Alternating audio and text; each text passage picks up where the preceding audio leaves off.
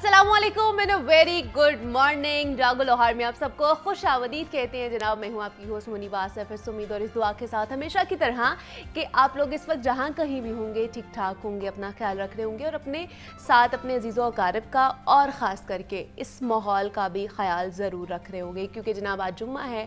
तो हमारी तरफ से, मेरी पूरी टीम की तरफ से और मेरी तरफ से आप लोगों को जुम्मे की बहुत बहुत मुबारकबाद, क्योंकि जुम्मे के दिन है तो जुम्मे के दिन की मुनासबत से ही आज का पैगाम आप लोगों को देना चाहूँगी कि जनाब ज़िंदगी ऊंच नीच खुशी गमी का नाम है। इसमें किसी भी चीज़ को हमेशगी हासिल नहीं है। कोई चीज़ आज है, मुमकिन है कि कल वो आप लोगों के पास ना हो, या आज अगर आप पर अच्छा वक्त है तो कल को बुरा वक्त भी आ सकता है। इसलिए कि ज़िंदगी एक मदार में घूमती है। इसकी पहचान ही यही होती है कि ये रोज़ाना रहती है और कभी भी इसका तसलसल नहीं टूटता है। ये चलती रहती है, चलती का नाम ज़िंदगी है। इसमें कभी भी ठहराव नहीं आता है। और यही वजह है कि वो लोग जो ज़िंदगी के अच्छे या बुरे हालात में आगे बढ़ते रहने का हौसला रखते हैं ना अपने अंदर, वक्त के साथ साथ ढल जाते हैं, वही कामयाब भी रहते हैं। इसलिए बहुत ज़रूरी है कि हम अपनी ज़िंदगी में खुशी और गम की उन वक्ती हालतों को तस्लीम कर लें कि अगर आज हमारे ऊपर बुरा वक्त है तो उसको एक्सेप्ट कर ले, कोई बात नहीं। बुरा वक्त है तो ये भी छट जाएगा, गम के बादल भी छट जाएंगे और खुशी की नई लहर भी, नई किरण भी हमारे सामने आएगी। और ये मान लिया जाए कि कुछ चीज़ें हमारे बस में नहीं होती हैं, वो सिर्फ़ और सिर्फ अल्लाह की कुदरत में ही होती हैं, अल्लाह के हाथ में ही होती हैं, और जो अल्लाह चाहता है वैसा ही होता है। तो मेरे ख्याल से हमारी जो ज़िंदगी है ना, वो बहुत ज़्यादा आसान बन जाएगी। दूसरा, हमारी कोई भी कोशिश उनमें किसी भी किस्म की तब्दीली नहीं ला सकती है। अगर आप ये कोशिश करें कि अल्लाह का निज़ाम है और उसमें हम अपनी कोशिश करके उसको चेंज करने की ठान लें तो कुछ भी नहीं हो सकता। अगर हमारा किसी चीज़ का नुकसान हो जाए ना, तो हम मेरे ख्याल से माजी में जाकर अपनी गलतियों को दुरुस्त नहीं कर सकते हैं, और ये वाजिब भी है और ये हकीकत भी है। इसलिए हमारी हर जो तदबीर होती है ना, सिर्फ मुस्तक़बिल को बेहतर बना सकती है, हमारे माजी को नहीं बना सकती है। ज़िंदगी के इस सफ़र में हमारे बहुत से प्यारे हमसे बिछड़ जाते हैं और हम दुनिया की हर ताकत लगाकर भी उन्हें वापस नहीं ला पाते हैं अपने साथ। तो इस बात से ये हकीकत ही ज़ाहिर होती है कि इंसान जितनी मर्ज़ी तरक्की कर ले, मगर कुछ मामलात इंसानों के बस से मुकम्मल बाहर होते हैं, उनके हाथ में नहीं होते हैं।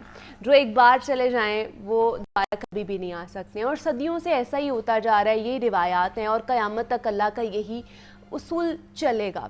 तो मसलहत इसी बात में है कि हम अपनी बेबसी को मान लें और अल्लाह की कुदरत को कबूल कर लें, और अपनी ज़िंदगी में फिर से वापस आ जाएं, उसको जीना शुरू कर दें। चाहे जान का नुकसान हो या फिर माल का नुकसान हो, उस पर अपनी ज़िंदगी को रुकने मत दें। किसी भी चीज़ के ऊपर, किसी भी गम के ऊपर, किसी भी मुसीबत के ऊपर ये मत आप सोचें, ये मत आप कहें कि शायद अब मेरी ज़िंदगी ख़त्म हो गई है या अब मैं कुछ नहीं कर सकता, कुछ नहीं कर सकती। ऐसा नहीं है। ज़िंदगी चलती रहती है और आपको संभलना आ जाता है। ठोकरें लगती हैं, मुश्किलात आती हैं, मुसीबतें भी आती हैं, तो लेकिन फिर भी अल्लाह पाक आपको संभालता है और आपको उस सफ़र के एंड तक लेकर जाता है। आपके अंदर वो हिम्मत, वो जज्बा पैदा करता है कि आप उन सिचुएशन से मुकाबला करें, उसमें से निकलने की कोशिश करें और अपनी तरक्की की राह पर गामज़न रहें। और बहुत से लोग देखे हैं, वो छोटी सी सिचुएशन अगर उनके ऊपर आती है, कोई मुश्किल हालात आते हैं, तो वो दिल बर्दाश्त हो जाते हैं। उन्हें लगता है कि शायद इसके आगे ज़िंदगी ख़त्म हो चुकी है। ऐसा नहीं है। हमें, मेरे ख्याल से बचपन में ही हमें ये चीज़ें सिखानी चाहिए। हमारे पेरेंट्स को हमें ये चीज़ें हमारे अंदर, हमारी पर्सनैलिटी, हमारे ट्रेड्स के अंदर इंडल्ज करनी चाहिए कि कोई भी वक्त एक जैसा नहीं होता। जहाँ पर अच्छा वक्त आता है, जहाँ पर हम लोग बहुत खुश होते हैं, हर चीज़ बहुत परफेक्ट हो रही होती है, तो अगर वो वक्त ख़त्म हो चुका है, या ये ज़रूर समझाएं कि अगर अच्छा वक्त है, आप अच्छे तरीके से अपनी ज़िंदगी गुजार रहे हैं, तो कहीं ना कहीं बुरा वक्त भी आएगा जहाँ पर आपको थोड़ा सा अपनी ज़िंदगी में तंगी महसूस करनी पड़ेगी, मुश्किलात का सामना करना पड़ेगा, मुसीबतों का सामना करना पड़ेगा। तो उनसे डरने के बजाय उनको मुकाबला करना सिखाएं, उनसे लड़ना सिखाएं, उन मुसीबत से लड़ना सिखाएं। ये ना हो कि जब उनके ऊपर मुसीबत आए तो वो आपसे ही लड़ें, वो आपसे ही गिला करें, वो आपसे ही शिकायत करें कि आपने हमें सिर्फ खुश रहना सिखाया है, आपने हमें गम में किस तरह अपने आप को संभालना है ये नहीं सिखाया है। तो हमें दोनों सिचुएशंस को लेकर चलना चाहिए और अपने बच्चों को बताना चाहिए कि ये अगर अच्छी चीज़ है तो ये बुरी चीज़ भी आपकी ज़िंदगी में आ सकती है। तो ये आज का मेरा पैगाम था और मैंने सोचा कि इसके ऊपर ज़रूर बात कर ली जाए कि एक जैसा वक्त नहीं रहता है और एक जैसी ज़िंदगी चलती का नाम है, तो इसलिए अपने आप को संभाल कर हर सिचुएशन में सुरखरू होना चाहिए। कभी ऊंच आती है, ऊंच नीच आते हैं, अप्स एंड डाउन्स आते हैं, लेकिन खुद को हारने नहीं देना, हार नहीं माननी है, आगे बढ़ते रहना, मेहनत करती रहनी है। तो जनाब ये आज का पैगाम था मेरा। अभी आगे बढ़ते हैं प्रोग्राम में। मौसम इस तरह का है, क्लाइमेट चेंज बहुत ज़्यादा होता जा रहा है और ये ओवरऑल द वर्ल्ड है, सिर्फ पाकिस्तान ही नहीं इसके नरगे में बल्कि पूरी दुनिया इसके नरगे में आ चुकी है। लेकिन अगर सिर्फ बिलखसूस अपने पाकिस्तान की और हमारे शहर लाहौर की बात कर ली जाए तो जनाब स्मॉग ने डेरे यहाँ पर डाले रखे हैं और रोज़ाना की बुनियाद पर जो एयर क्वालिटी इंडेक्स है ख़ास तौर पर उसमें इजाफा ही देखने को मिल रहा है। आज भी 400 से तजावुज़ कर चुका है एयर क्वालिटी इंडेक्स। उसकी वजह से बहुत सारी जनाब जो बीमारियां हैं उसमें लोग मुब्तला हो रहे हैं, लोगों की सेहत ख़राब हो रही है, मुतासर हो रही है। और दूसरा हमारा अपना माहौल जो है, अपनी फ़िज़ा मुतासर होती जा रही है। इससे हम किस तरह बच सकते हैं, क्या क्या हमें इनिशिएटिव्स लेने चाहिए, किस तरह हम इसको एड्रेस कर सकते हैं और हम अपना रोल किस तरह इसमें प्ले कर सकते हैं, इस पर हमने बात करनी है। आज हमारे साथ इन स्टूडियोज़ में मौजूद हैं प्रोफेसर ऑफ स्पेस साइंसेज हैं डॉक्टर खालिद महमूद साहब हमारे साथ मौजूद हैं। और अभी लास्ट वीक ही वो अक़वाम मुत्तहिदा में गए हुए थे वहाँ पर, क्योंकि ग्लोबली जिससे मैंने बात की है कि जो क्लाइमेट चेंज है वो ग्लोबली मसला है। उन्होंने पाकिस्तान की नुमाइंदगी की है अक़वाम मुत्तहिदा में जाके और बहुत हमारे लिए खुशाइन बात है, हमारे लिए एक प्राउड मोमेंट है कि वहाँ पर जाके हमारी नुमाइंदगी की जा रही है, हमारे क्लाइमेट के हवाले से वहाँ पर बात की जा रही है। और वहाँ पे बहुत सारे मुख्तलिफ कंट्रीज़ से साइंटिस्ट वहाँ पर आए हुए थे और उन्होंने अपनी अपनी जो प्रॉब्लम्स हैं क्लाइमेट के हवाले से उनको एड्रेस किया और सॉल्यूशंस निकालने की कोशिश की, तजावीज़ वहाँ पर दी हैं। तो अक़वाम मुत्तहिदा का भी एक्सपीरियंस उनसे जानेंगे और किस तरह अपने क्लाइमेट को बेहतर कर सकते हैं उस पर भी बात करेंगे प्रोफेसर डॉक्टर खालिद महमूद साहब से। डॉक्टर साहब आपको वेलकम कहती हूँ जागो लाहौर में, कैसे हैं आप? अल्लाह का शुक्र है जी, बहुत शुक्रिया। डॉक्टर साहब जिस तरह मैं बात की कि ग्लोबली मसला है क्लाइमेट चेंज, क्योंकि ये ग्लोबली बहुत ज़्यादा मुतासर करता जा रहा है, सिर्फ पाकिस्तान नहीं है इसके नरगे में, पूरी दुनिया जो है इससे मुतासर हो रही है। तो यूएन में बिकॉज आप गए हुए थे और रिप्रेजेंट कर रहे थे पाकिस्तान को, तो किस तरह आपने वहाँ पर सोल्यूशंस दिए, क्या क्या सोल्यूशंस पेश किए गए हैं कि क्लाइमेट को बेहतर किया जा सकता है? ये जो बात आपने की कि ये एक पूरी ग्लोबल इशू है, दुनिया का मसला है और इसमें ये बियॉन्ड बाउंड्री एक्ट करता है। जिस तरह मिसाल के तौर पे अभी स्मोक पे बात हो रही थी, आप वो खबर पढ़ रही थी, तो वो ये अब इसका एक हिस्सा तो लाहौर का अपना क्रिएट किया हुआ है और एक हिस्सा इंडिया से ट्रेवल होता है। फायर पिक्सल अगर आप देखें जो हम सेटेलाइट डाटा से देख सकते हैं तो हमें बहुत से इंडियन पंजाब के अंदर वो फसलें जली हुई मिलती हैं जो ज़ाहिर हाल है बहरहाल वो किसी न किसी तरीके से इम्पेक्ट करती हैं लाहौर का एटमॉस्फेयर को भी। नो डाउट हमारी अपनी कुछ नेग्लिजेंस हैं, बहुत सारी नेग्लिजेंस हैं और बल्कि मैं कहूँगा कुफरानी नेमत हम करते हैं कि जो हमें बहुत अच्छा माहौल मिला हुआ है उसको हम डिस्टर्ब कर रहे हैं, रादर कि उसको ठीक रखने की कोशिश करें। अक़वाम मुत्तहिदा में जी अभी कुछ अर्सा से एक ये इनिशिएटिव लिया है अक़वाम मुत्तहिदा ने कि जो ग्लोबल चैलेंजेस हैं उनको पुल अप करके तो डिस्प्ले कर दिया जाता है। एक साइंटिस्ट का ग्रुप बनाया गया है उनके पोर्टल के ऊपर और फिर हम जो हमारी स्पेशलिटी होती है हम उसको देखते हुए हम ये देखते हैं कि हम वहाँ पर ख़ास तौर पे स्पेस साइंस को इस्तेमाल करते हुए, स्पेस साइंस जो है वो अभी एक इस तरह से अब साइंस को लिया जाता है कि एक सस्ती साइंस है। अच्छा, हमें बहुत सी जगहों पे जो डेवलप्ड वर्ल्ड है उनके बनाए हुए सॉल्यूशंस एज इट इज़ हम डेवलपिंग वर्ल्ड में जिनमें बजट के बड़े कंस्ट्रेंट्स हैं वहाँ पे इम्प्लीमेंट नहीं कर सकते। वहाँ जिस तरीके से वो मेजरमेंट्स लेते हैं, जो इक्विपमेंट वो यूज़ करते हैं, हमारे तो सारे बजट जो है किसी मसले के लिए उसी पे लग जाएंगे और जाके हम उसके सोल्यूशन के ऊपर बाद में क्या लगाएंगे, हमें जो उसकी जो प्रिलिमिनरी स्टडीज़ हैं उसी पे बजट ख़त्म हो जाते हैं। तो उसके लिए फिर स्पेस बेस्ड सोल्यूशन, स्पेस के जो सैटेलाइट डाटा है ये पूरे ग्लोब को देख रहा होता है, मुख्तलिफ सैटेलाइट्स हैं और मुख्तलिफ तरह की इंफॉर्मेशन वहाँ से निकाली जा सकती हैं। तो बुनियादी इंफॉर्मेशन निकालने का अमल जो है वो जो महंगी मशीनरी से हटा के वो जो सैटेलाइट इमेजरी जो निस्बतन हमें बहुत सी तो फ्री मिल जाती है और बहुत सी बड़ी सस्ती पड़ जाती है, उसको इस्तेमाल करते हुए हम वो सॉल्यूशंस निकालें। तो उसमें बहुत से सॉल्यूशंस थे। एक रिसेंटली वो मिलता जुलता सॉल्यूशन था, पाकिस्तान से एक प्रॉब्लम था। जिस तरह से पाकिस्तान में हमने 2022 में देखा کہ ہمیں یہ پورا جو سندھ تھا اور بلوچستان تھا یہ سارا کا سارا جو ہے سیلاب کے نرغے میں آ گیا اور بے تحاشا تباہی ہوئی, ہماری فصلیں برباد ہو گئیں, گھر اجڑ گئے, کافی ساری اموات ہوئیں. اب ایک طرف تو ہم ایک ایسی جگہ پہ ہیں کہ ہمارے پاس پانی اتنا وافر مقدار میں اللہ کی نعمت ہے کہ سنبھالی نہیں جا رہی, اور وہ بھی پرابلم بن رہی ہے. اور اس سے بہت عرصہ پہلے ہم یہ سنتے آ رہے تھے کہ جی قحط سالی کے مسائل ہیں اور لوگ جو ہے نا وہ بھوک سے جو ہے نا مر رہے ہیں, ان کو خوراک نہیں ہے.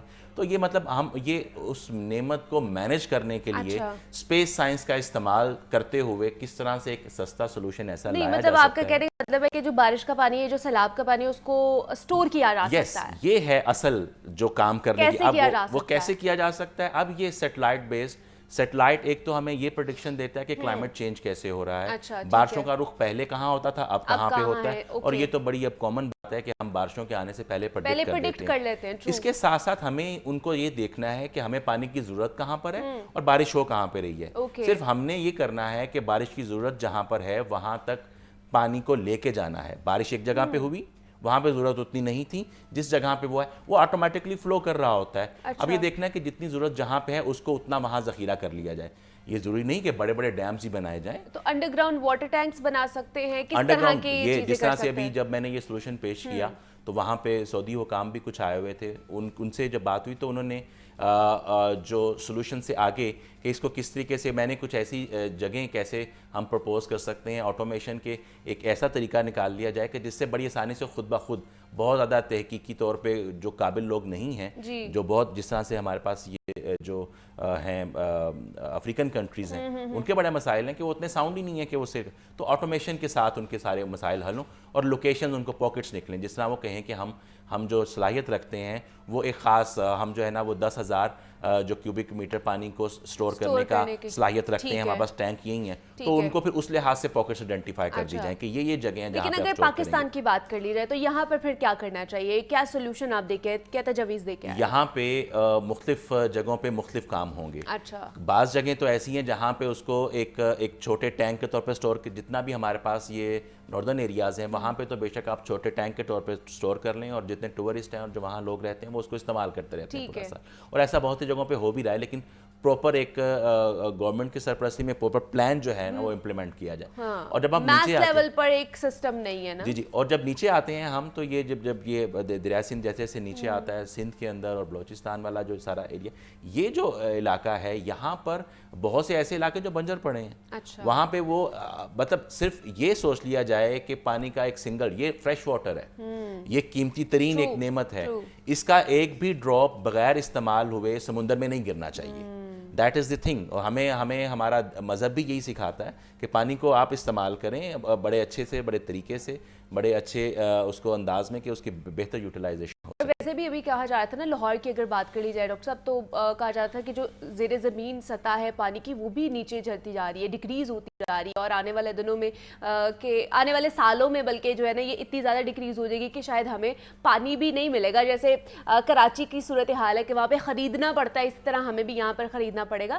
تو پھر ہم لاہور کے ٹیریٹری میں رہ کے کیا کر سکتے ہیں کہ پانی کی جو نیچے جاتی ہوئی سطح ہے اس کو برقرار رکھا جا سکے؟ جی یہ دیکھیں کیسی ہم پہ جو ہے نا وہ کفران نعمت کا عذاب آیا ہوا ہے کہ وہی لاہور جس میں پانی کی کمی, جس کی ابھی ہم بات کرتے ہیں, اور یہ وہی لاہور ہے جہاں پہ جب بارش ہوتی ہے 2 یا 2.5 گھنٹے تو پانی اتنا ہوتا ہے کہ ہم سڑکوں پہ نکل نہیں سکتے. اربن فلڈنگ کا معاملہ بھی وہیں پہ فیس کر رہے ہیں ہم, اور گراؤنڈ واٹر ڈکلائن کا بھی معاملہ وہیں پہ. ہم نے صرف یہ کرنا ہے کہ ہم نے کیا بنیادی طور پہ کہ ہم نے اتنی سیمیٹڈ پلیسز بنا لیں, ہاؤسنگ کالونیز بن گئیں, سڑکیں بن گئیں, پل بن گئے, کنکریٹ ہی کنکریٹ ہے. یہ نیچرل طریقہ یہ تھا کہ پانی آئے گا اور وہ آہستہ زمین میں رس کے زیر زمین خود بخود سٹور ہو جاتا ہے. گرینری ہوتی تو اس میں چلا جاتا, اسی کے اندر سے وہ نیچے جاتا. ہم نے کیا کیا ہے, قدرت جو اپنے طریقے سے چل رہی تھی اس کے راستے میں پرابلم حائل کر دی ہے, کنکریٹ ڈال دیا ہے. اب وہ پانی جو اوپر رہتا ہے وہ سیلاب کی صورت میں ہمیں ڈیمیج کر رہا ہے, اور نیچے ذخائر بھی ہمارے ریفل نہیں ہو رہے. تو صرف کرنے کی یہ ضرورت ہے کہ کسی طریقے سے اس پانی کا جو قدرتی راستہ تھا کہ یہ گراؤنڈ واٹر میں جا سکے وہ مہیا کرنا ہے ہمیں, اس کی پاکٹس رکھنی ہے ہمیں مختلف. اور اب چونکہ پراپرلی پلانڈ سٹی نہیں ہے تو کہیں پہ کچھ پانی کہیں پہ اکٹھا ہو جائے گا, کچھ کہیں پہ اکٹھا ہو جائے گا, کچھ کہیں پہ, ان کے وہیں پہ گراؤنڈ واٹر ریچارج سب سے بہترین سورس ہے. ایک تو یہ ہو گیا. اور جو چھتوں کا پانی ہے اس کے لیے تو اب ایون جو کم ڈیولپڈ کنٹریز ہیں وہ بھی اس نتیجے پہ پہنچ چکے ہیں کہ وہ ٹینکس میں اپنی چھتوں کا پانی سٹور کر لیتے ہیں پودوں کو دینے کے لیے. गाड़ियों को धोने के लिए। अच्छा। बहुत सी जगहों पे तो पीने के लिए जो लोकल पानी वहाँ पे अवेलेबल है, श्रीलंका की मिसाल ले लेते हैं, वहाँ पे लोकल पानी अगर नीचे से निकाल के वो पीते हैं तो वो लोग जो गुर्दे के बहुत से अमराज हैं उनका शिकार हो रहे हैं। अब उनका सादा सा हल उन्होंने ये किया कि वहाँ पे उनको एक टैंक लगा देते हैं जो उनकी छत पे जो बारिश पड़ती है सिर्फ उसी को स्टोर कर देता है, और इसको वो इस्तेमाल करते हैं तो वो सेहत से रहते हैं। सो ये इतने आसान हल हैं जो कुदरत ने हमें दिए हुए हैं, सिर्फ इनको अपनी डेली लाइफ के अंदर हमें एक्चुअली ये चूँकि अभी फ्री मिल रहा है ना, बेतहाशा मिल रहा है, तो हमें इसकी कदर नहीं है। तो जब ये ख़त्म होने लगेगा तब प्रॉब्लम होगी। तो अच्छी कौमें वो होती हैं और विजनरी लोग वो होते हैं जो मुश्किल आने से पहले उसके लिए इंतजाम कर लेते हैं, उसके लिए उसके तदारुक का कोई ना कोई बंदोबस्त कर लेते हैं। अच्छा, दूसरा एज अ साइंटिस्ट मुझे बताइए, क्योंकि चलिए आबी ज़खायर के बारे में तो हमने बात कर ली कि किस तरह उसको स्टोर किया जा सकता है, बेहतर किया जा सकता है अपने ज़खायर को। अब स्मॉग की सूरत हाल जैसे बहुत ज़्यादा है यहाँ पे, तो उसको बेहतर किस तरह किया जा सकता है? क्या हम लोग अपने फ़ज़ा से इसको बिल्कुल एलिमिनेट कर सकते हैं या नहीं कर सकते हैं? क्या स्पेस साइंसेज इस हवाले से क्या कहती है? इसके लिए स्पेस साइंसेज तो बुनियादी तौर पे एक मॉनिटरिंग मैकेनिज्म देती है, सैटेलाइट को इस्तेमाल करते हुए कि कहाँ पे क्या चीज़ जनरेट हो रही है और ये हवा की ट्रैवलिंग किस तरफ है और कहाँ। ये बेसिकली तो एरोसोल्स होते हैं, बहुत छोटे पार्टिकल्स होते हैं जो ख़ास टेम्परेचर, ये इसे टेम्परेचर इन्वर्जन बोलते हैं। टेम्परेचर इन्वर्जन वाला जब सीज़न ये वाला आता है तो इसके अंदर वो अपने गिर्द जो है ना वो ऐसे गैसेस को और पानी को इकट्ठा कर लेती है कि स्मोक की एक सिचुएशन क्रिएट हो जाती है ना। PM 2.5 इसके लिए ज़्यादा इंपॉर्टेंट। अब क्या है कि बुनियादी तौर पे ये जितना PM 2.5 है या और जो इसके करीबी एरोसोल्स हैं इसके साइज़ के करीब करीब, उनको किसी भी तरीके से सिंक किया जाए। ठीक है। अब सिंक करने की बहुत से एक्सपेरिमेंट्स हो रहे हैं जिसमें कोई बड़ी बड़ी चिमनीज लगा के वहाँ पे इनको करके स्टोर कर लिया जाए, लेकिन ऐसे जो हल होते हैं आमतौर पे अभी तो ये प्रैक्टिकली बहुत ज़्यादा वेरीफाइड भी नहीं है, और ऐसे हल एक गरीब मुल्क के लिए इस्तेमाल करना ज़रा मुश्किल है। अच्छा। उससे बहुत आसान ये है कि हम जो मिशंस कर रहे हैं, क्या है कि हमारे यहाँ पर जो बहुत सारी ट्रांसपोर्टेशन जो है वो जिस हेल्थ कंडीशन में चल रही है वो बेतहाशा जनरेट कर रही है। और ये तो सिचुएशन वो है कि जहाँ पर हमें छोटी जो एमिशन है उसके बारे में भी सोचना चाहिए। मतलब ये बड़ी एक छोटी चीज़ है कि बारबेक्यू जो बहुत सी शॉप्स हैं वो बहुत सा धुआं जनरेट करती हैं, ठीक है, ये लाइफ में चलना है, कुछ ज़रूरी एलिमेंट्स हैं, तो वो कोयला जो ज़्यादा PM 2.5 जनरेट करता है उसकी जगह पे इस सीज़न के अंदर वो वाला इस्तेमाल कर लिया जाए जो कम है। तो ये इतनी छोटे लेवल पे जाके सोचने की ज़रूरत है, बिकॉज ये जब चीज़ें एक दफ़ा हवा में आ जाती हैं तो उनको वापस दोबारा लाना बहुत मुश्किल प्रोसेस है। सबसे आसान ये है कि इसको हवा में दाखिल ही ना होने दिया जाए, अपने लाइफस्टाइल को इस तरीके से रखा जाए। अच्छा, इसके बारे में हमने कभी नहीं सोचा है, हम ट्रांसपोर्ट और बाकी चीज़ों के बारे में सोचते हैं, ये जो बारबेक्यू और ये इस तरह जो पकाई जा रही होती है उसके बारे में नहीं। हर छोटी चीज़ कंट्रीब्यूशन है इसका। हाँ, नो डाउट हमारे हमसाया मुल्क से भी वो बहुत सी चूँकि फसलें वहाँ जलाई जा रही हैं, डिफरेंट फैक्टर्स है ना इसके। अच्छा, दूसरा लास्ट में मैं पूछना चाहूँगी डॉक्टर साहब, प्लास्टिक का यूज़ क्योंकि बहुत ज़्यादा है, अगर उसको हम लोगों ने ख़त्म नहीं करना है, ख़त्म नहीं किया जा रहा, तो क्या उसको रिसाइकिल के तौर पर हम लोग यूज़ कर सकते हैं या इसको बिल्कुल ही हमें तर्क कर देना चाहिए? एक वक्त था जब कहा जा रहा था कि रिसाइकिल किया जाए, लेकिन अभी तो हम उस नहज पे पहुंच चुके हैं पूरी दुनिया कि जहाँ पे हमें इसका इस्तेमाल बंद कर देना चाहिए, वगैरह ये डिग्रेड होता नहीं है और ये बढ़ता चला जाएगा, और ये बेतहाशा जो माहौलियाती पोल्यूशन है और जो मुज़र असरात हैं सेहत पे उसका बाइस हम क्या देखते हैं कि हम चीप देख लेते हैं, सस्ता क्या है, और सस्ता लेके उसको इस्तेमाल में ले आते हैं, लेकिन वो आने वाली नस्लों के लिए कितना नुकसानदेह होगा। ठीक है जी, उसको बिल्कुल ही तर्क कर देना चाहिए प्लास्टिक के इस्तेमाल को। डॉक्टर खालिद महमूद साहब हमारे साथ मौजूद है। डॉक्टर साहब, बहुत शुक्रिया आपके वक्त का कि आप यहाँ पर आए, और स्पेस साइंसेस के हवाले से हमने बात की है किस तरह क्लाइमेट चेंज को बेहतर बनाया जा सकता है। यहाँ पर एक छोटी सी ब्रेक लेते हैं, मिलते हैं इस ब्रेक के बाद।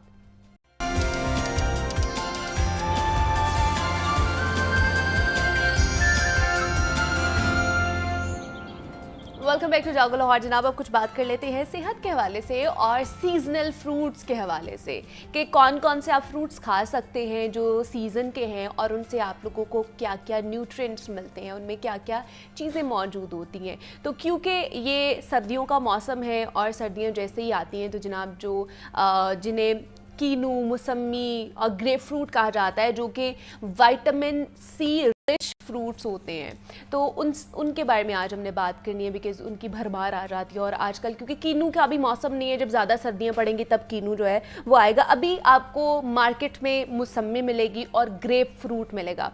मौसमी को स्वीट लाइम भी कहा जाता है, लेकिन इसमें विटामिन सी की जो मिकदार है ना वो बहुत ज़्यादा होती है, जो आपके इम्यूनिटी के लिए बहुत अच्छी होती है। और वैसे भी कहा जाता है विटामिन सी आपकी स्किन के लिए भी बहुत अच्छा है, आपके बालों के लिए भी बहुत अच्छा है, आपकी इम्यूनिटी को भी बढ़ाता है। तो आज हमने इस पर बात करनी है कि मौसमी और जो ग्रेप फ्रूट है उसका इस्तेमाल किस तरह करना चाहिए, किस तरह नहीं करना चाहिए। बहुत से लोग हैं इसका होल फ्रूट भी खाते हैं और साथ ही साथ जो जूसेस का भी इस्तेमाल करते हैं बहुत ज़्यादा। तो इसको किस तरह लेना चाहिए जिसके ज़्यादा न्यूट्रिएंट्स हमें मिल सके, जो हमारी बॉडी को ज़्यादा से ज़्यादा एनर्जी दे, हमारा इम्यूनिटी जो बूस्टर है उसको बढ़ाए। तो आज हम इस पर बात करेंगे। हमारे साथ डॉक्टर शर्मीन यासीन मौजूद हैं, क्लिनिकल न्यूट्रिशनिस्ट एंड डाइटिशियन हैं। तो डॉक्टर शर्मीन आपको वेलकम कहती हूँ जागो लाहौर में। कैसी हैं आप? थैंक यू, अल्हम्दुलिल्लाह। आप सुनाइए कैसे? मैं भी बिल्कुल ठीक ठाक। डॉक्टर शर्मीन, सबसे पहले तो बताइए, हम लोगों को कोई फ्लू होता है ना, तो सबसे पहले डॉक्टर कहते हैं कि विटामिन सी का इंटेक बहुत ज़्यादा कर लें, तो वो आपको एक रिलीफ देंगे। मतलब अभी तो कीनू नहीं है, कीनू का भी मौसम आएगा, तो विटामिन सी रिच हमारे पास ग्रेप फ्रूट भी है और मौसमी भी है। क्या इनका भी इस्तेमाल किया जा सकता है ड्यूरिंग फ्लू? बिल्कुल एग्जैक्टली हमें इसको देखना ये ज़रूरी है कि अल्लाह ताला ने जो भी फ्रूट हमें दिए हैं, सीजनल फ्रूट्स दिए होते हैं, उसका कहीं ना कहीं आपके लिए बहुत ज़रूरी होता है कि उसको आप उस टाइम पे कंज्यूम करें।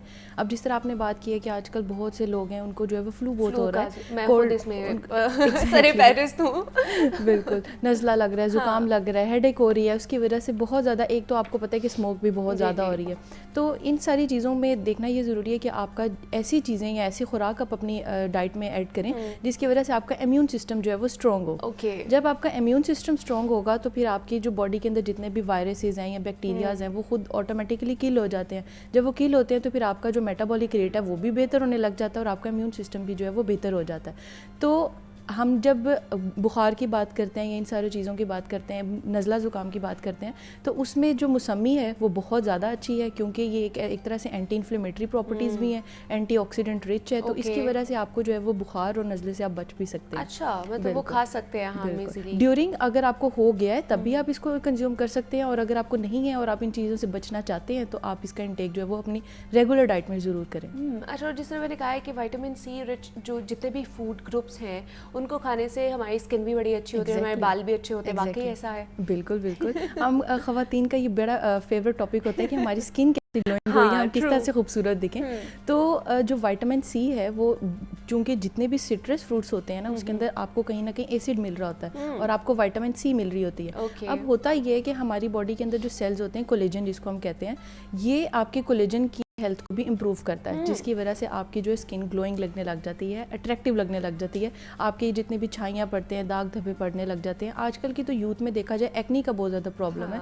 तो अगर आप इसका कंटिन्यूसली, अगर आप इसको डेली अगर 1 से 2 आप इसको ले लेते हैं और आप इसका अगर जूस भी ले रहे हैं, अगर वैसे तो बात की जाए जिस तरह आपने कहा था कि हम किस तरह से इसको हम इंटेक कर सकते हैं, पहले तो हम लोग को होल फ्रूट जो है वो लेना चाहिए। अगर आप अपनी डाइट में ऐड करना चाह रहे हैं, स्किन के हवाले से करना चाह रहे हैं, अगर आप किसी बीमारी को प्रिवेंट करना चाह रहे हैं तो आपको होल फ्रूट लेना चाहिए। होल फ्रूट से मुराद होता है कि आप इसको ऐसे एज ए इस तरह कंज्यूम जो है फ्रूट खाना चाहिए, हमें उसमें से वो सिर्फ खाली जूस नहीं पीना चाहिए। एग्जैक्टली, क्योंकि अक्सर होता ये है कि जब हम लोग जूसेस निकाल लेते हैं, मतलब जूस हम निकालते हैं और प्लम्प हम जब उसको साइड पे कर देते हैं तो फिर फाइबर भी आपने सारा निकाल दिया और उसकी जितनी अफादियत थी वो तो आपने साइड पे निकाल वेस्ट कर दी। बिल्कुल, तो आपके पास जो पीछे बचा है वो आपके पास शुगर का कंटेंट है। तो अब देखा जाए कि जो एक मौसमी है जिसके अंदर हम शुगर के कंटेंट को जब कंज्यूम कर रहे होते हैं तो हम लोग समझते हैं कि इससे वेट लॉस जो है ना वो बहुत जल्दी हो जाएगा। अच्छा, अब लोग अक्सर कहते हैं कि मौसमी लेने से या ग्रेप फ्रूट, बल्कि ग्रेप फ्रूट तो रिच है और ये बहुत देर से एशियन टाइम से देखा जा रहा है कि ग्रेप फ्रूट से जो है वो लोग अपना कहते हैं कि हम इसकी डाइट से अपना वेट लॉस करते हैं। आप इससे अपना वेट लॉस कर सकते हैं, लेकिन उसके लिए भी आपको प्रॉपर एक प्रोसीजर रिक्वायर्ड है। अक्सर लोग क्या करते हैं कि इसको गलत टाइम पे कंज्यूम कर रहे होते हैं।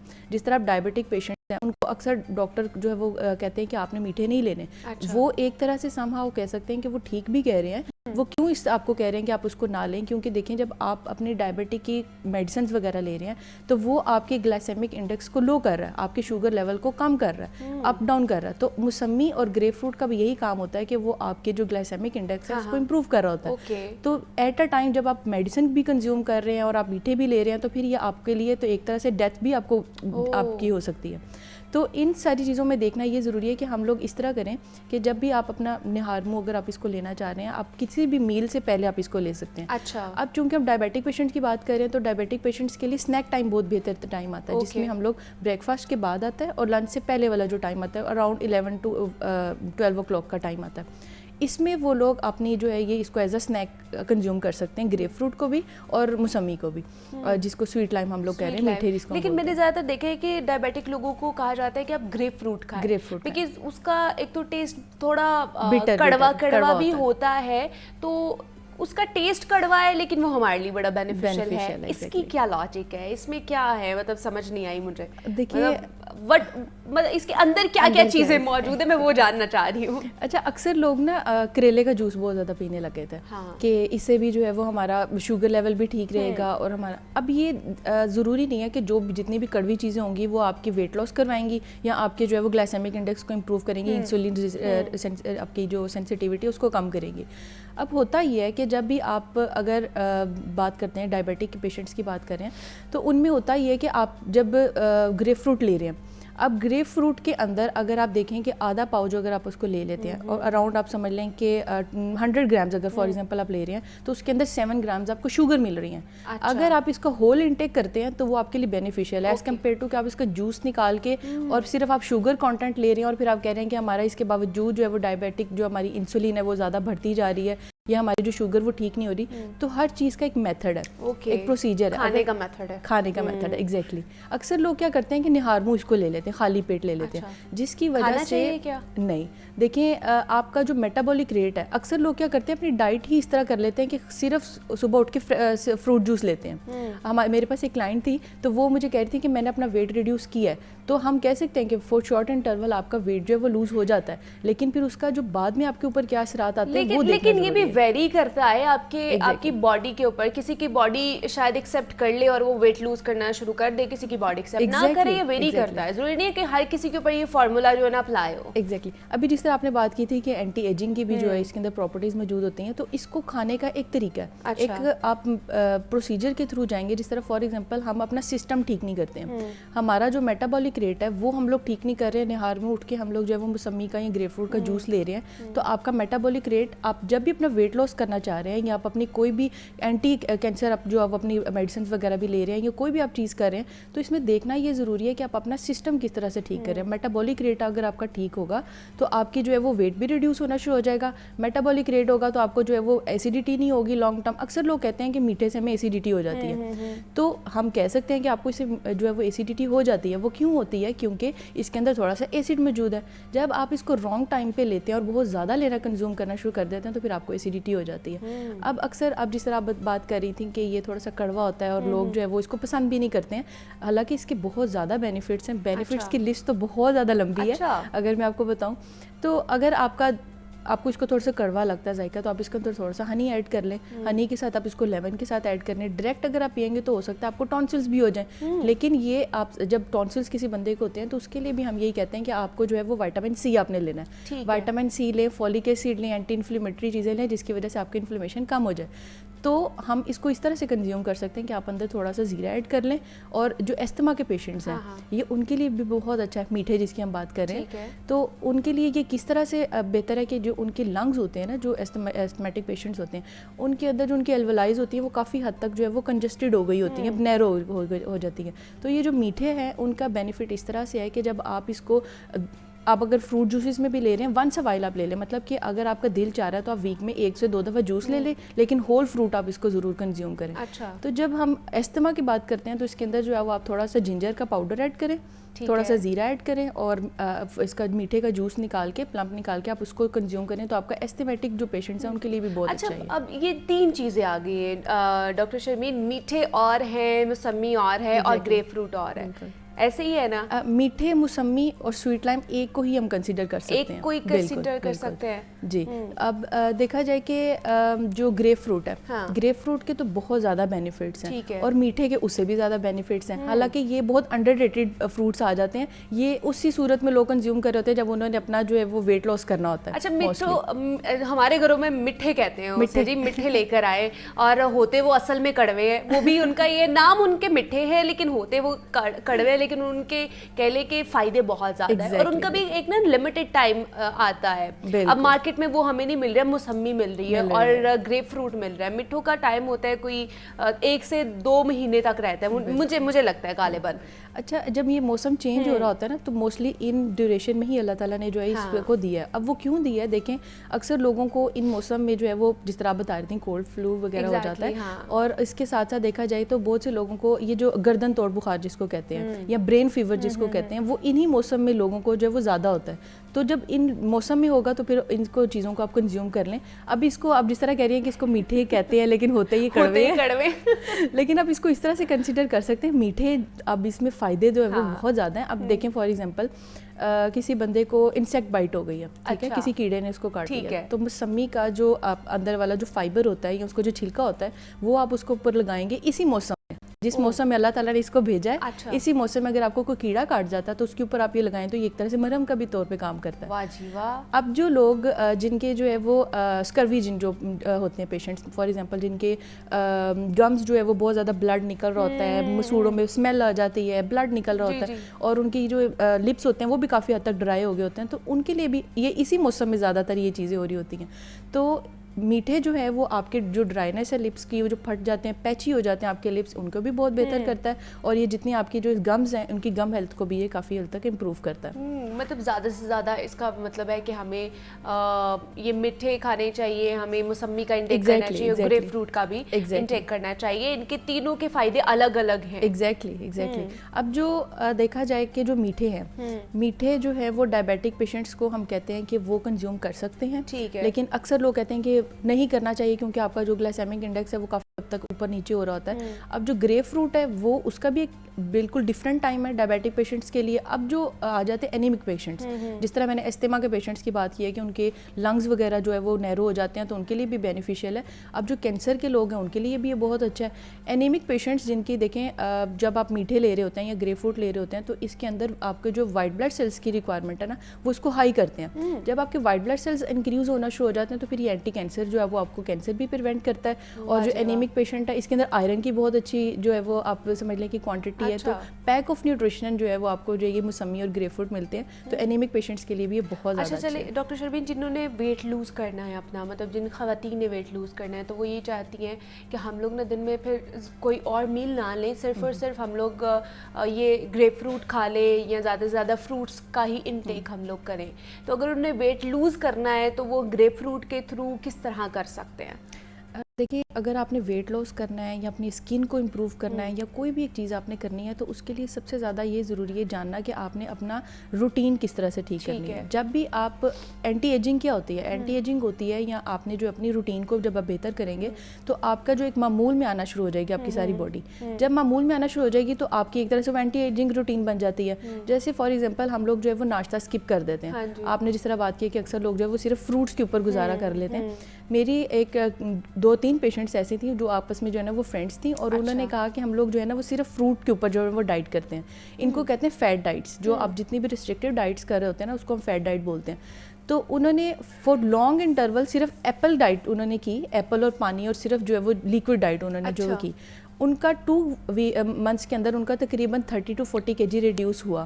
لیکن اس کے بعد وہ جو وہ آئی سی یو میں پڑی ہوئی تھی, اتنا زیادہ ان کا سویئر جو تھا وہ ان کا ہو گیا تھا کہ آپ کی جو باڈی ہے وہ پھر آپ اندر سے کھانے لگ جاتی ہے. اب جس طرح آپ نے بات کی ہے کہ یہ ویٹ لاس کے لیے کیسے بہتر ہے, تو اس کا میتھڈ ہم دیکھتے ہیں کہ جو موسمی ہے آپ کے جو لیور کے ارد گرد جو سارا فیٹ جمع ہوتا ہے نا اس کو ہم کہتے ہیں فیٹی لیور. تو جو فیٹی لیور ہوتا ہے آپ کے جو میٹھے یا گریپ فروٹ ہو گیا, میٹھے کی ہم زیادہ تر بات کرتے ہیں کیونکہ جو میٹھا ہے وہ آپ کے جو لیور کے جو اراؤنڈ جتنے بھی فیٹ سیلز ہوتے ہیں ان کو بھی ریموو کرتا ہے. جب فیٹ سیلز ریموو ہو جاتے ہیں تو پھر آپ کا جو جگر ہے وہی آپ کے جو باڈی کے اندر فیٹس ہیں ان کو جو ہے وہ کھانا شروع کر دیتا ہے. جب آپ کے فیٹ سیلز کو آپ کی باڈی کھانا شروع کر دیتی ہے تو پھر آپ کا ऑटोमेटिकली वेट लॉस हो जाता है। लेकिन अगर आप अपने सिर्फ फ्रूट्स के ऊपर जो है वो अपना वो करना चाह रही हैं, तो बजाय आप अपने आप को ग्लो करने के आप बहुत ज़्यादा डल फील करने लग जाते हैं, बाल आपके झड़ने लग जाते हैं, क्योंकि आप सिर्फ फाइबर इनटेक कर रहे हैं। बॉडी की रिक्वायरमेंट है कार्ब्स, प्रोटीन और फैट। तो आप जब तीनों चीज़ें एक अपनी बॉडी को नहीं देते हैं, एक आइडियल बॉडी वेट में मतलब बैलेंस डाइट आप नहीं करते हैं, तो फिर आपको जो है वो आपकी आंखें और या आपका जो जितना भी एसिडिटी का प्रॉब्लम है वो बजाय आप फ्रूट से जो ठीक कर रहे हैं आपका जो है वो ज़्यादा ख़राब हो जाता है। ठीक है, मतलब किसी एक कंपोनेंट पे नहीं रहना चाहिए, हमें किसी एक न्यूट्रिएंट पे नहीं रहना चाहिए। अच्छा, दूसरा हम लोग ना इनका कॉम्बिनेशन बना के भी जूसेस पीते हैं ना। ग्रेप फ्रूट अगर खाली नहीं पिया जा रहा तो हम उसमें गाजर, बीट रूट जो है वो यूज़ करके तो उसमें कर लेते हैं। मौसमी के साथ भी ये होता है कि बहुत ज़्यादा अगर मीठा है तो उसमें गाजर डाल दी, या डिफरेंट टाइप्स ऑफ हम लोग बना लेते हैं, मिक्स करके भी लेते हैं। तो क्या वो करना चाहिए, उसके न्यूट्रिएंट्स मज़ीद बढ़ेंगे या वो डिक्रीज़ होंगे? देखिए, जिस तरह भी मैंने पहले बात की थी कि जब आप जूसेस लेते हैं ना, किसी भी फ्रूट का आप जूस लेते हैं तो आप उसके अंदर से फाइबर कंटेंट बाहर फेंक देते हैं, ठीक है, और पीछे आपके पास बच जाता है सिर्फ शुगर का कंटेंट। तो अब चाहे इसके अंदर जितने मर्जी फ्रूट जूसेस आप ऐड कर लें, तो वो तो फाइबर का जो अपने अफादियत थी वो तो सारी बाहर निकाल दी है, जो इसके अंदर ज़्यादा न्यूट्रिएंट्स थे वो तो आपने बाहर निकाल दिए। अब हम अपने थोड़े से चस्के की बात करते हैं, जैसे फॉर एग्जाम्पल मुझे ऑरेंज जूस के अंदर बीट रूट बहुत पसंद है, चुकंदर मुझे बहुत पसंद है। अब चुकंदर की भी बात की जाए, चूँकि आने वाला इसका मौसम भी, इस पे हम लोग अगले सेगमेंट में बात करेंगे, बिकॉज ये पूरा सेगमेंट हमें रखना चाहिए कि चुकंदर खानी है, किस तरह खानी है। अभी हमने जो है ना मौसमी ग्रेप फ्रूट पे बात की और मिठों पे बात की है। हमारे साथ डॉक्टर शर्मीन यासिन मौजूद थी। डॉक्टर शर्मीन, बहुत शुक्रिया आपके वक्त का कि आप यहाँ पर आई, और यहाँ पे छोटी सी ब्रेक लेते हैं, मिलते हैं इस ब्रेक के बाद।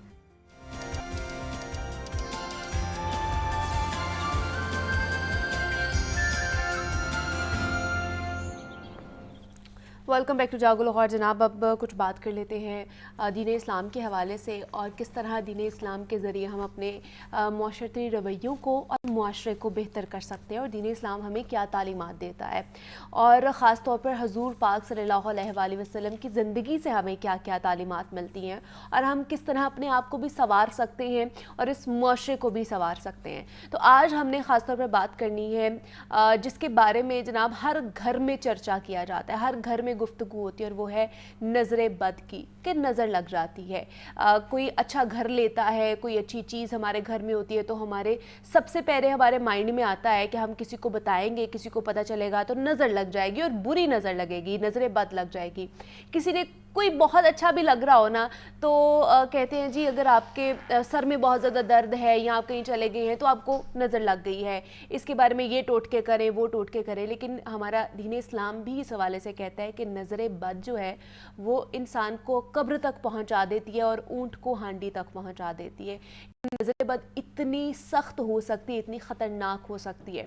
तो क्या किया जाना चाहिए अगर नज़र लग जाती है? नज़र की कितनी कह लें कि इक़साम हो सकती है, और किस तरह बचा जा सकता है, इस पर आज हमने बात करनी है। और हुजूर पाक सल्लल्लाहु अलैहि वसल्लम की ज़िंदगी से हमें इसके बारे में क्या तालीमात मिलती हैं, उस पर भी बात करेंगे। डॉक्टर पीर तारिक शरीफजादा साहब, मारूफ सीरत स्कॉलर, हमारे साथ मौजूद हैं इस पर बात करने के लिए। डॉक्टर साहब, आपको खुश आमदीद कहती हूँ जागो लाहौर में। कैसे हैं आप? अल्हम्दुलिल्लाह, बहुत शुक्रिया। डॉक्टर साहब, क्योंकि नज़र बद की, नज़र लग जाने की बहुत ज़्यादा बात होती है, अमूमन गुफ्तगू हमारे घरों में यही होती है। हम कहीं जाने लगते हैं, कोई घर में आने लगता है, कोई नई चीज़ ख़रीदते हैं घर में, तो हमारा यही होता है कि इसका कोई सदका दे दिया जाए कि नज़र ना लग जाए, बच्चा पैदा हुआ है उसका भी। तो ये क्या है, नज़र की शरई हैसियत क्या है हमारे दीन में? बिस्मिल्लाह रब्बे मोहम्मद करीम अलैहिस्सलातु तस्लीम। सबसे पहले तो यादावरी का शुक्रिया, और एक मरतबा फिर आपने एक बहुत ही बराह रास्त ज़िंदगी के साथ जुड़ा हुआ, और ज़िंदगी के साथ जुड़ने के साथ साथ इसके अंदर दिलचस्पी का पहलू ये है कि ये बहुत आम ज़ेर बहस आने वाला जो है वो नुक्ता है, और रोज़मर्रा की ज़िंदगी में कई मरतबा इससे हमारा साबका पड़ता है, और हम इस हवाले से गुफ्तगू सुनते भी हैं। मुख्तलिफ़ नज़रियात किस्म के जो लोग हैं उनकी आरा भी हम तक पहुँचती हैं, और एक टोटलिटी में नतीजे के तौर पर एक कन्फ्यूज़ अप्रोच जो है वो पैदा हो जाती है। आप देखिए, मुआशरे के अंदर उमूमी तौर पर इस हवाले से अब बड़ी एक वाज़ेह डिवीज़न पाई जाती है, और एक बड़ी तादाद में लोग जो हैं वो दो हिस्सों में तकसीम हमें नज़र आते हैं। एक तो हमारे वो अहबाब हैं जो यकसर جدیدیت کے نام پر اس طرح کی ساری چیزیں جو ہے نا ان سے انکار کرنے کو اپنے لیے لازم سمجھتے ہیں اور وہ اس کی نفی میں اپنا پورا زور لگا رہے ہوتے ہیں. اور جبکہ دوسری طرف کچھ دوست ہمیں ایسے بھی ملتے ہیں سوسائٹی کے اندر کہ جو کچھ بھی ہو رہا ہوتا ہے اسے اس طرح کی جو مافوق العقل چیزیں ہوتی ہیں ان کے ساتھ وابستہ کرنا شروع کر دیتے ہیں. دین رحمت کی طرف جب ہم ہدایت کے لیے اس خاص تناظر میں رجوع کرتے ہیں تو ہم تک یہ خبر پہنچتی ہے کہ یہ دین جو ہے یہ تو خوبصورت توازن کا دین ہے اور ہر حوالے سے خالصتاً جو چیزیں عقل کے ذیل میں آتی ہیں انہیں عقلی بنیادوں پہ قبول کرتا ہے اور پھر جو چیزیں جن پر عقل رہنمائی نہیں کرتی ہے انہیں پھر ایک درجہ آگے جا کے الہام کی رہنمائی میں یعنی اللہ اور اللہ کے رسول صلی اللہ علیہ وسلم کی طرف سے بتائی ہوئی جو باتیں ہیں ان کی روشنی میں جاننے کی ترغیب دلاتا ہے. اور اسی نقطہ نظر سے جب ہم اس کو دیکھتے ہیں تو شریعت مطہرہ سے ہم تک یہ بات پہنچتی ہے کہ نظر بد جو ہے اس کا لگنا جو ہے وہ بالکل حقیقت پر مبنی ہے اور یہ بالکل نظر بد جو ہے وہ لگا کرتی ہے. اور اس کی مثال خود آپ دیکھیں کہ قرآن حکیم کے اندر سورہ قلم کے اندر اللہ رب العزت سرکار دو عالم صلی اللہ علیہ وسلم سے مخاطب ہو کے فرماتا ہے کہ بہت ممکن تھا کہ کافر جو ہیں وہ اپنی یعنی اس آیت کا مفہوم ہے کہ کافر جو ہیں وہ اپنی نظروں سے آپ کو پھسلا دیتے کہ پھر انہوں نے قرآن جو ہے اس کو سن لیا. تو اس سے یہ پتہ چلتا ہے کہ اس آیت سے ہم تک یہ خبر پہنچتی ہے کہ نظر میں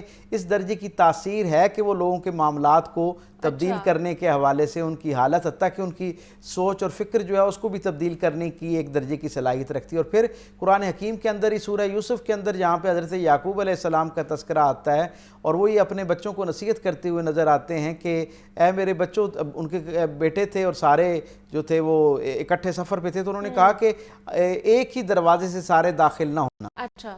اور جو تفسیر ابن کثیر کے اندر اس کی وضاحت کے طور پر اس کی جو ہے نا اس پر روشنی ڈالتے ہوئے اس گرہ کو کھولتے ہوئے امام ابن کثیر جو ہیں وہ حضرت عبداللہ ابن عباس جو رئیس المفسرین جنہیں سرکار دو عالم صلی اللہ علیہ وسلم نے فرمایا ان سمیت 6 مفسرین کی رائے ہمارے سامنے رکھتے ہیں اور وہ یہ کہتے ہیں کہ یہ حضرت یعقوب جو تھے انہوں نے اپنی بیٹوں کو ایک دروازے سے نہ گزرنے کے لیے اس لیے کہا کہ ان کے ذہن میں یہ بات تھی کہ بہت ساری نظریں جو ہیں وہ تو ان کو ستائش کے یا خوشی کے ساتھ دیکھیں گی لیکن کچھ نظریں ایسی بھی ہوں گی جو ان کو دیکھ کر کہ یہ سارے اتنے باوقار اور خوش گفتار خوش لباس اور خوش چہرے کے جو لوگ ہیں ان کو اکٹھا دیکھ کر جو ہے وہ ان کے اندر حسد کا پہلو شروع ہو جائے گا اور ان کی نظر بد جو ہے وہ کہیں نہ کہیں تمہاری زندگیوں اور تمہاری شخصیت پر اثر انداز نہ ہونا شروع ہو جائے. خود رسول رحمت صلی اللہ علیہ وسلم کی زندگی سے ہم تک یہ خبر پہنچتی ہے. میرے آقا کریم صلی اللہ علیہ وسلم نے فرمایا کہ خود اتنا وضاحت کے ساتھ فرمایا کہ نظر بد کا لگنا حق ہے. اور پھر اگلے درجے پر یہ فرمایا میرے کریم رسول صلی اللہ علیہ وسلم نے کہ اگر کوئی چیز تقدیر کو تبدیل کر سکتی اگر کوئی چیز دنیا میں تقدیر کو تبدیل کر سکتی تو وہ کیا ہوتی؟ وہ نظر بد ہوتی. اور پھر تیسری بات حضور نے فرمایا کہ جب اس نظر بد کے معاملے سے کوئی گزرے اور اسے یہ گمان ہو کہ فلاں شخص جو ہے اس کی مجھے نظر لگی ہے اور وہ تم سے غسل طلب کرے تو تم اس کے لیے غسل کر دیا کرو. اچھا. تو یہ یعنی رسول اللہ صلی اللہ علیہ وسلم کی نسبت سے ہم تک یہ پیغام پہنچتا ہے کہ یہ براہ راست جو ہے نظر کا انسانی زندگی کے اندر ایک اہم عمل دخل ہے. میں نے بات کی ہے کہ انسان کو قبر تک اور اونٹ کو ہانڈی تک پہنچا دیتی ہے. آپ اس سے اندازہ لگائی کہ یہ تک کہا گیا کہ یہ نظر جو ہے اتنی طاقتور ہوتی ہے کہ ایک ماہر مشاک گھڑ سوار جو ہے اسے گھوڑے کی زین سے جو ہے وہ زمین کی پشت پر لے آتی ہے. تو آپ اس سے اندازہ لگائیے کہ اس کے اندر ایک کیفیت اور ایک طاقت تو موجود ہے. اس کی حقیقت سے یہ جو افراط اور تفریط کا معاشرہ شکار ہے نا حقیقت میں, کیونکہ ہم چیزوں کو حقیقت پسندانہ تجزیہ نہیں کرتے اپنی جو رائے پہلے سے ذہن میں بن چکی ہوتی ہے ہم اسی پر ہی دلیلیں تلاش کر رہے ہوتے ہیں. حالانکہ علم کا سفر جو ہے اس کی بنیادی تقاضا یہ ہوتا ہے کہ آپ خالی و ذہن ہو کر کسی چیز کے بارے میں قرآن و سنت سے جاننا شروع کریں اور پھر اس کے نتیجے میں جو ہدایت اور رہنمائی آئے اس سے اپنا نظریہ بنائیں بجائے اس کے کہ اپنے نظریے کو قرآن و سنت سے ثابت کرنے کی کوشش کریں. تو پھر کیا کرنا چاہیے ڈاکٹر صاحب؟ مطلب اگر نظر بد سے ہم نے بچنا ہے تو اس کے لیے کیا ہمیں کرنا چاہیے؟ مطلب ہمیں عموماً یہ سکھایا جاتا ہے کہ اگر کوئی اچھی چیز آپ دیکھ رہے ہیں تو ماشاءاللہ ضرور بولے, کوئی اچھا لگ رہا ہے تو اس کو ماشاءاللہ بولے. لیکن ہمارے یہاں پہ اگر یہ نئی چیز بولی جاتی تو واقعی نظر بد لگتی ہے اور اس سے کس طرح بچا جا سکتا ہے؟ خود رسول اللہ صلی اللہ علیہ وسلم کی زندگی سے ایک احوال جو ہے وہ ہم تک پہنچا اور اس سے ہمیں یہ پتہ چلتا ہے. آپ یہ دیکھیں نا کہ حضور کے ایک صحابی حضرت سہل بن حنیف وہ غسل کر رہے تھے. اچھا, یہ سوال عمومی طور پر کیا جاتا ہے نا کہ کیا صرف جو ہے نا وہ نظر بد ہی جو ہے یعنی حسد کے ساتھ ہی کوئی کسی کو دیکھے تو اسے نظر لگتی ہے یا پیار سے بھی نظر لگ جایا کرتی ہے, رشک کے ساتھ کسی کے بارے میں کسی پر فخر کریں تب بھی نظر لگ سکتی ہے, کسی کے بارے میں حسرت کریں کہ کاش جیسا یہ ہے ویسا ہمارے پاس ہو, جیسی اس کی صلاحیت ہے، جیسی اس کی خوبی ہے ویسی ہمارے اندر ہو، تو کیا اس سے بھی نظر لگ سکتی ہے؟ ان سارے سوالوں کا جواب حضور کی نسبت حضور کی زندگی کے اس ایک منظر نامے میں محفوظ ہے۔ حضور کے صحابی حضرت سہل بن حنیف وہ غسل کر رہے تھے، اور اس زمانے میں ہم سب جانتے ہیں کہ غسل کرنے کا معمول یہ تھا کہ طہارت گاہ جو ہوا کرتی تھی اس کے چہار اطراف جو ہے نا وہ چھوٹی دیوار ہوا کرتی تھی، اور صرف سطر جو ہے وہ اس کے اندر موجود ہوتا تھا۔ آپ نہا رہے تھے تو آپ کے ایک دوست وہاں سے گزرے، حضور کے ایک اور صحابی ہیں عامر بن ربیعہ، وہ وہاں سے گزرے۔ عامر بن ربیعہ گزرے اور انہوں نے کہا کہ کیا اللہ نے آپ کو باوقار جسم عطا کیا ہے، کیا خوبصورت جسم عطا کیا ہے۔ گویا ان کے دل میں جذبہ یہ تھا کہ یہ اللہ نے آپ کو کتنا بہترین جسم عطا کیا ہے، صحت مند اور خوبصورت جسم عطا کیا ہے۔ اب اس کے اندر حسد نہیں موجود تھا یا نظر بد والا پہلو موجود نہیں تھا، لیکن جیسے انہوں نے یہ بات کہی تو جو حضرت سہل بن حنیف تھے نا وہ وہیں پہ اس کے اندر گر گئے، طہارت گاہ کے اندر گر گئے۔ انہیں باہر نکالا گیا، اٹھایا گیا، سرکار دو عالم کی بارگاہ میں لایا گیا۔ حضور نے جیسے ہی دیکھا تو حضور نے مسکرا کر کہا، ان کی پیشانی پہ جب حضور نے ہاتھ رکھا نا تو حضور نے مسکراتے ہوئے کہا کہ اس کو تو نظر لگی ہوئی ہے۔ تو حضور نے پوچھا کہ تمہارے خیال میں آخری بندہ کون تھا جس نے اس کو دیکھا؟ تو انہوں نے کہا کہ جی ان کے دوست عامر بن ربیعہ، وہ بھی ساتھ موجود تھے۔ انہوں نے کہا میں نے دیکھا۔ کہا تم نے کیا کہا؟ انہوں نے کہا میں نے ان کی اس طرح تعریف کی۔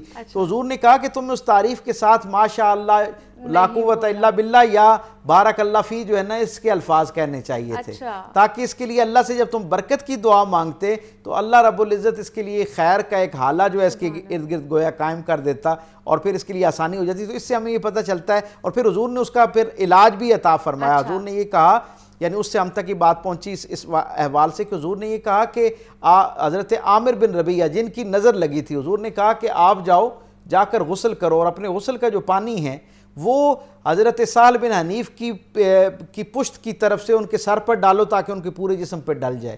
اس سے جیسے وہ پانی ان کے جسم سے گزر کر زمین پر آئے گا تو ساتھ ہی وہ جو نظر بد کے اثرات ہیں وہ ختم ہو جائیں گے۔ تو ایک تو یہ طریقہ جو نسبتاً ہمارے ہاں کم معروف ہے، یہ اس صورت میں ہے کہ جب آپ کو یہ یقین ہو کہ نظر کس کی لگی ہے، کس بندے کی نظر لگی ہے، اس کی طرف سے یہ بات ہے۔ اب دوسرا آپ کے سوال کا حصہ کہ اگر بالفرض کسی آدمی کا بندے کو علم نہیں ہوتا، اور اکثر ایسا ہوتا ہے کہ ہمیں نہیں علم ہوتا کہ کس کی نظر لگ گئی ہے، تو اس کا طریقہ کار دین نے اس کی، کیونکہ یہ ایک ایسا مکمل ضابطہ حیات ہے کہ اس نے اپنی زندگی گزارنے کا کوئی کرینہ، کوئی مشکل اسے ادھورا چھوڑا ہی نہیں ہے، اس کا حل جو ہے اس دین نے ہمیں عطا کیا ہے۔ تو اس کا بہترین طریقہ یہ ہے کہ سب سے پہلے میں یہ اپنے سامعین اور ناظرین کو گزارش کرنا چاہوں گا کہ جب کبھی آپ کو اپنے معاملے میں یا اپنے بچوں کے معاملے میں، اپنے دیگر معاملات کے حوالے سے کبھی نظر بد کا گمان گزرے، تو سب سے پہلے عمومی طور پر ہم دیکھتے ہیں جیسے جسمانی کو مشقت آتی ہے، تکلیف آتی ہے، بیماری آتی ہے، ہم کہتے ہیں یہ نظر لگ گئی ہے۔ تو رسول اللہ صلی اللہ علیہ وسلم کے مزاج سے ہی ہم تک یہ خبر پہنچی ہے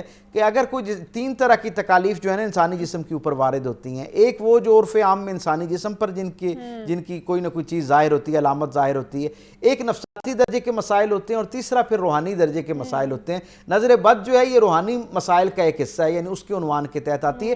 سب سے پہلے جسمانی تکلیف کو جسمانی جو اس کے قاعدے اور ضابطے ہیں ان کے مطابق دیکھنا چاہیے، یعنی کسی اچھے ڈاکٹر، کسی حکیم کو دکھانا چاہیے، اس کے پراپر ٹیسٹ کروانے چاہیے۔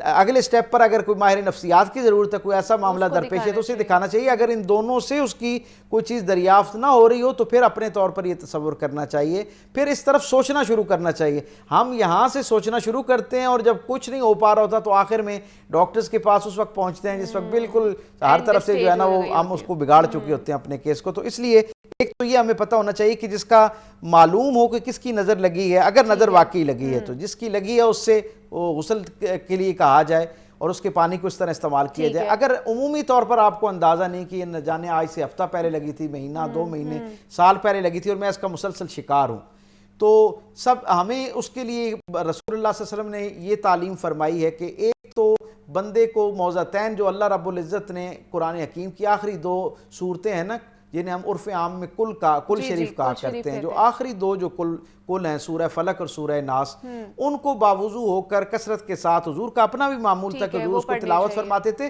حضور کا معمول تھا کہ روزانہ رات کو اپنے دونوں وضو فرماتے سونے سے پہلے، اور اپنے دونوں ہاتھوں کو اس طرح کشادہ کرتے جیسے میں نے یہ دونوں ہاتھ کشادہ کر رکھے ہیں گویا دعائیہ انداز میں, اور ان کے اوپر یہ دونوں موضعتین پڑھتے اور ان کو پڑھنے کے بعد پھونکتے اور اس پھونک کو اپنے پورے جسم کے اوپر جو ہے نا وہ حضور پھیر لیا کرتے. یہ حضور کا معمول تھا.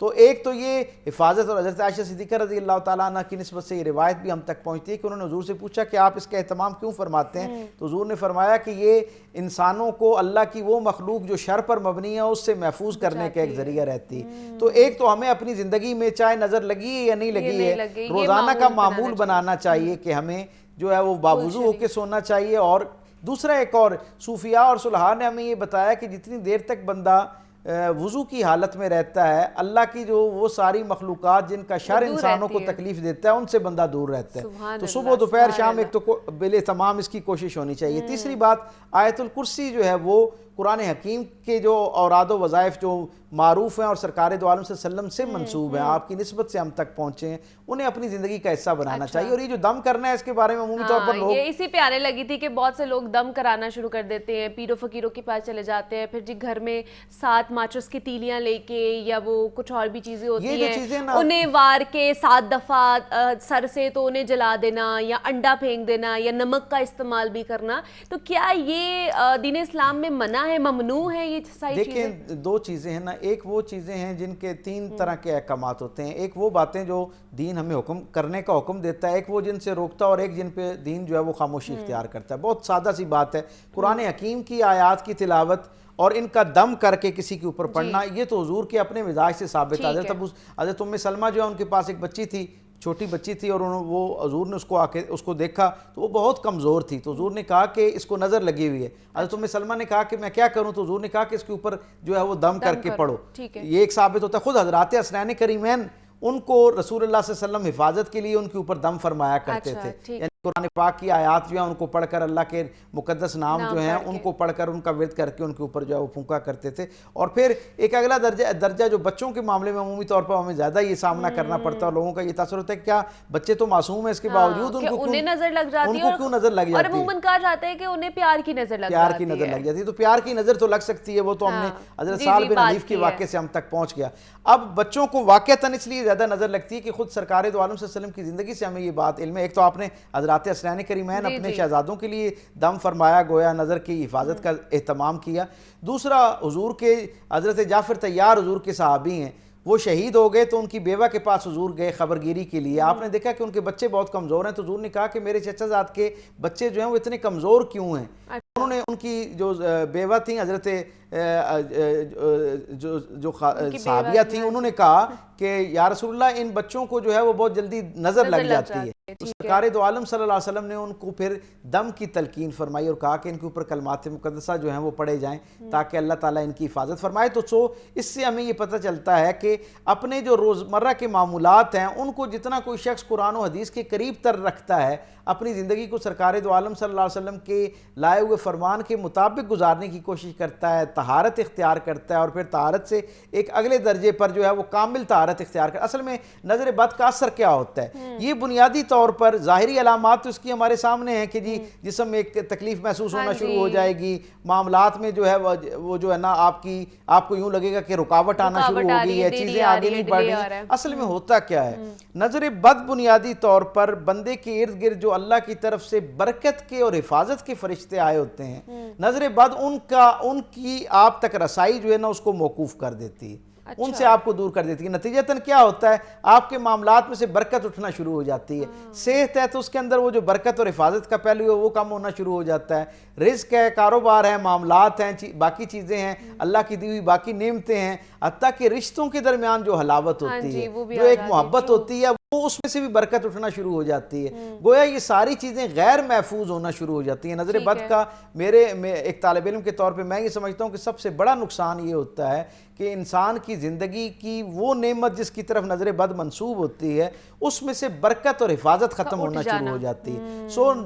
ہمیں وہ اعمال اور وہ معاملات اپنی زندگی میں شامل کرنے چاہیے, اور انہیں تواتر کے ساتھ, اس سے قطع نظر کہ نظر بد ہے یا نہیں ہے, وہ خیر کے معاملات جو برکت اور حفاظت کا ذریعہ ہیں انہیں اپنی زندگی میں مستقل بنیادوں پہ عادتاً اختیار کر لینا چاہیے. اچھا, دوسرا پھر ہم لوگ कहते हैं कि सदका करें, नज़र बद नहीं लगेगी, गोश्त दे दें या कुछ और कर लें, जो परिंदे हैं उनको दाना डाल दें, या जो ऊँट की हड्डी है वो अपने छत के ऊपर रख दें, इस तरह के मुख्तलिफ एक्टिविटीज़ भी हम लोग कर रहे होते हैं, तो इनसे कोई फ़र्क पड़ता है? इसका एक बहुत तल्ख सा जो सच्चाई है ना, वो मुझे यहाँ बयान करने की इजाज़त दें कि इसमें जैसे कुरान हकीम की तिलावत करना है, सदका करना है, और आदो वज़ाइफ करने हैं, तारत का एहतमाम करना है, नज़ाफ़त होता जो एक सफाई है उसका एहतमाम करना है, ये सारी बातें तो कुरान और सुन्नत से साबित है और उनकी तायीद मिलती है। लेकिन इसके साथ साथ ही क्योंकि हम एक बहुत तवील अरसे तक हिंदू मुआशरे के ज़ेर असर रहे हैं, तो इसलिए हमारे यहाँ तोहमात बहुत ज़्यादा आ जाया करती हैं। और मैं हमेशा ये कहा करता हूँ कि जब आपके पास सही इल्म नहीं होता ना,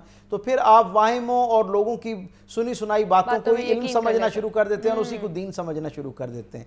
नतीजा ये होता है कि क्योंकि लोगों ने खुद बराह रास्त दीन की जो हिदायत है उस तक रसाई नहीं उनकी होती, उन्होंने उसको नहीं सुन रखा होता, नहीं जान रखा होता। माशरे में जो चीज़ें राइज होती हैं, वो मिर्चों का जलाना हो या हड्डी जो है उसको छत के ऊपर रखना हो, ये सारी बातें जो है ना। अच्छा, दूसरा एक और ऐड ऑन कर ले, मेरा एक और पॉइंट तावीज़ का बहुत ज़्यादा है कि कहीं पे किसी को नज़र लगी है, ख़ासतौर पर बच्चे को, अगर जो छोटा बच्चा है तो उसको नज़र लगती है तो फ़ौरन से हमारे बड़े बुजुर्ग कहते हैं कि इसको तावीज़ बना दे कि इसको नज़र ना लगे। रसूलुल्लाह सल्लल्लाहु अलैहि वसल्लम की ज़िंदगी से जो हम तक खबर पहुँचती है उसके हवाले से जिन लोगों ने हुजूर की ज़िंदगी पर बहुत मेहनत के साथ तफसील के साथ काम किया, वो ये कहते हैं कि रसूलुल्लाह सल्लल्लाहु अलैहि वसल्लम की ज़िंदगी से तावीज़ जो है उसका लिखा जाना साबित भी है। और फिर हुजूर की एक हदीस जो है उसके हवाले से हम तक ये खबर भी पहुंचती है कि हुजूर ने, असल में होता ये था कि यानी से मना भी फरमाया, वो इसलिए कि जो हुजूर का ज़माना था और अवाइल जो दौर था उसके अंदर ये होता था कि अरबों में ये राइज था कि वो जो बुतों के नाम हुआ करते थे उनसे हिफाजत की मदद तलब किया करते थे और उनके नामों के जो है ना वो तावीज़ बनाकर अपने गलों में लटका लिया करते थे, अपने घोड़ों के गले में लटका लिया करते थे, अपनी जो कीमती चीज़ें हुआ करती थी उनमें लटका दिया करते थे। तो रसूलुल्लाह सल्लल्लाहु अलैहि वसल्लम ने हकीकत में उनसे मना फरमाया। और फिर जो कलमात इलाहिया हैं जो अल्लाह रब्बुल इज़्ज़त के अस्माए गिरामी हैं, कुरान हकीम की आयात मुक़द्दसा हैं, लेकिन इसमें मैं ये ज़ाती तौर पर समझता हूँ कि इन सब को अगर बिलफ़र्ज़ एक लम्हे के लिए कोई आदमी कुरान हकीम की आयत को लिख कर अपने गले में बरकत के लिए डाल भी लेता है तावीज़ की शक्ल में, तो उसकी वो जो एहतियात के तकाजे हुआ करते हैं उन्हें अमूमी तौर पर मलूज़ नहीं रखा जाता। क्योंकि आप समझ सकते हैं ना कि जब वो जो तावीज़ है, बज़ाहिर आपको तो तावीज़ लग रहा है लेकिन उसके अंदर अल्लाह का कलाम लिखा हुआ है, कुरान हकीम की आयात जो हैं वो लिखी हुई हैं, तो आप समझ सकते हैं कि उसका तकद्दुस कितना यानी तकाजा करता है। अल्लाह रब्बुल इज़्ज़त की बरकत के उसूल से ज़्यादा जो हमारी बेएहतियाती हुआ करती है वो अल्लाह की नाराज़गी का खुदा न खास्ता ज़रिया बन सकती है। इसलिए कलमात मुक़द्दसा को पढ़ना चाहिए। कुरान हकीम जो है बेशक इसमें कोई दो राय नहीं है कि अल्लाह ने इसको शिफा करार दिया है और कुरान अपने हर अंदाज में जो है वो शिफा है। उसकी तिलावत बगैर समझे पढ़ी जाए तब भी आपको शिफा हो रही होती है, समझ के पढ़ा जाए जो उसका असल हक है और उसे फिर ज़िंदगी में शामिल किया जाए, वो भी आला अरफा उसकी हालत है। यानी गोया कुरान हत्ता के कुरान हकीम तो वो चीज़ है कि जिसे देखने से भी अल्लाह बरकत अता कर रहा होता है, सवाब अता कर रहा होता है, तो इस दर्जे पे उससे इक्तसाब फैज़ किया जा सकता है। लेकिन जो मुस्तकिल महफूज हुजूर से साबित चीज़ें हैं जिस पे पूरी उम्मत का इत्तफाक उन्हें इख्तियार करना चाहिए। पे पीर साहब एक और सवाल कि शीर खर जो बच्चा होता है उसके बारे में कहा जाता है कि वो बहुत ज़्यादा सेंसिटिव होता है और उसको जल्दी नज़र लग जाती है और एक मखसूस टाइम होता है कि जब उसकी आफ्टर बर्थ होती है तो उसके बाद उसको बाहर नहीं लेके जाना चाहिए, नज़रें बहुत ज़्यादा लग जाती हैं, उसको घर में रखने।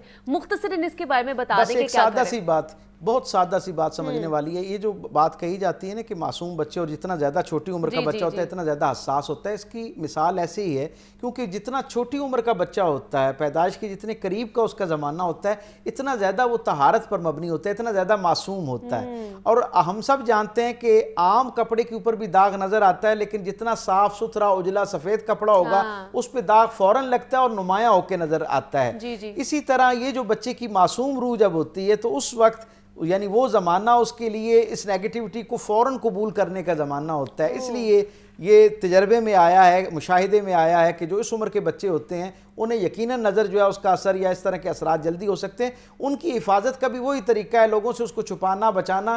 दीन इस्लाम में कहीं इस तरह की कोई तरगीब नहीं दिलाई गई। अगर ऐसा होता तो मैं कैसे ही गुमान करूं कि मेरे रसूल ने मुझे ना बताया होता। रसूल अल्लाह सल्लल्लाहु अलैहि वसल्लम ने यह बताया कि इनके ऊपर कलमात तय्यबा की तिलावत की जाए, इन्हें तहारत का इनका एहतमाम किया जाए और जो उमूमी हिफाजत है, जो लोग उनको लुक आफ्टर कर रहे हैं वो भी अपनी तहारत का एहतमाम करें। अल्लाह ताला अपनी हिफाजत अता फरमाए। आमीन आमीन। डॉक्टर पीर तारिक शरीफ ज़ादा साहब हमारे साथ मौजूद थे। के सीरियस स्कॉलर हैं। डॉक्टर साहब बहुत शुक्रिया आपके वक्त का कि आप यहाँ पर आए।